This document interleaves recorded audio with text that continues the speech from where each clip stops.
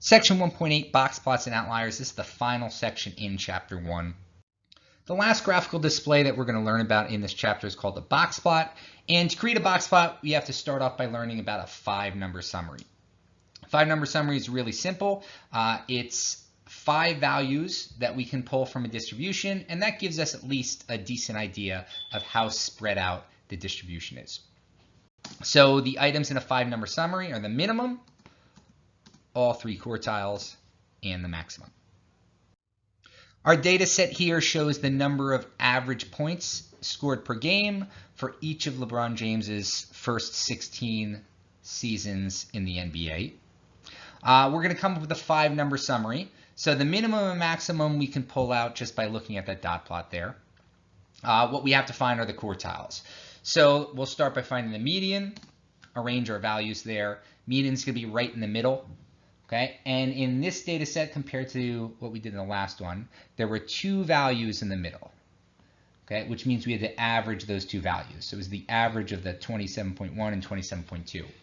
And since the median isn't an actual value, it's just sitting invisibly in between these 2 right here. Okay, when we find quartile 1, we're using everything to the left of that invisible 27.15 sitting right in between those 2 values in the middle. Okay, so we're using the whole left side of the data. In the last one, the median was a value, and we didn't include that in the calculation when we found quartile 1.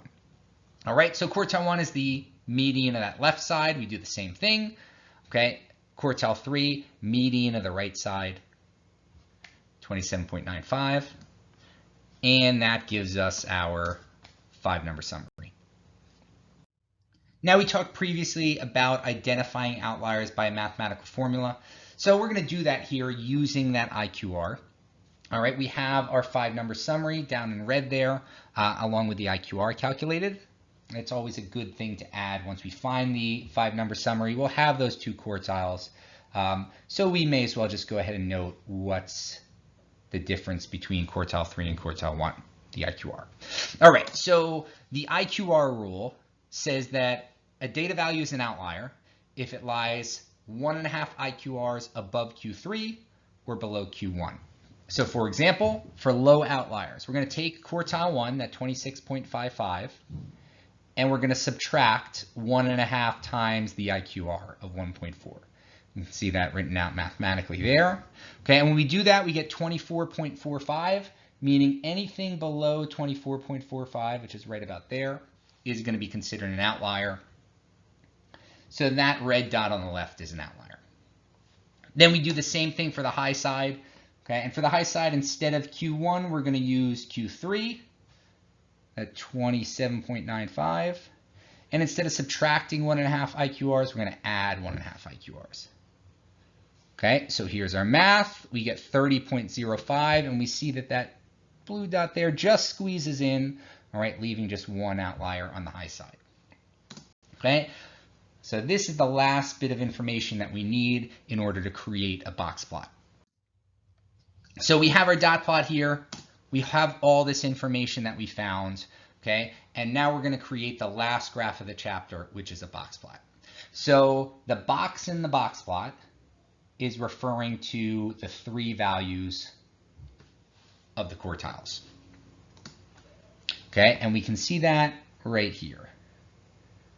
Okay, that blue line, Q1 to Q3, is showing us the IQR. In the middle there, that red line is the median.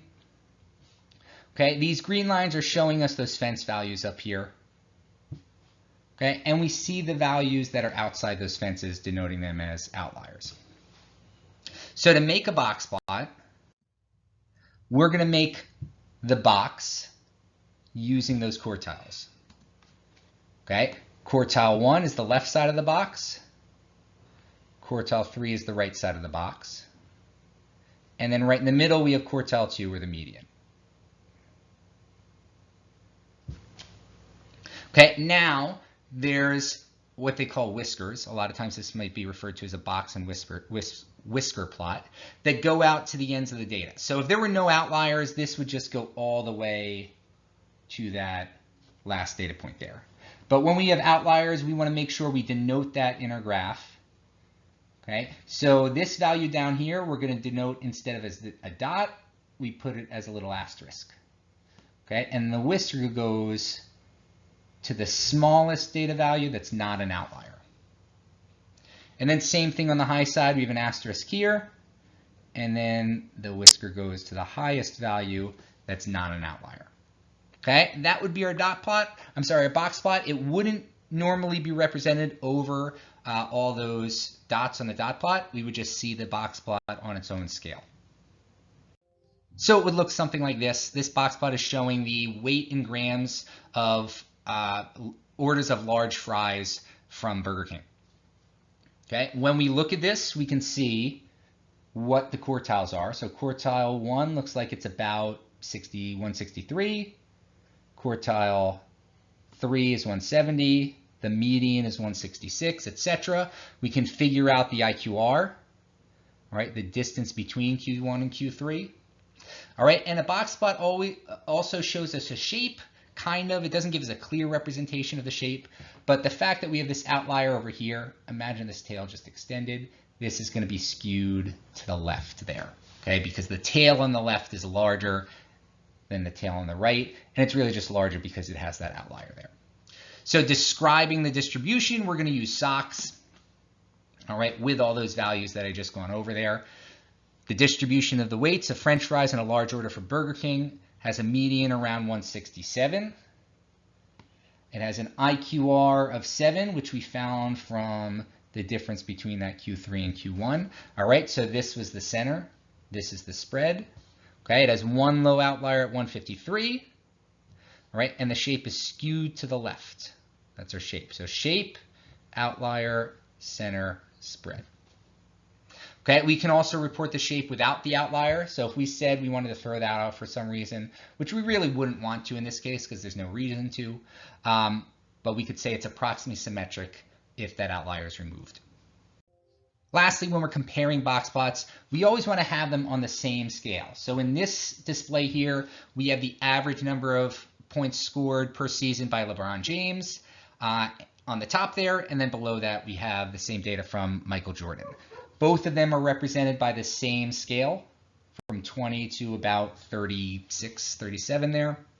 All right, and that's always how we want to look at these. We don't want to have them have their own scales. So for example, LeBron James doesn't really need to go up this high on the scale, but we want to have it go up that high just so we can put both graphs on the same scale. All right, when we compare them, just like always, we're going to go through SOCS. We're going to say what's the same, what's different, and use comparative language.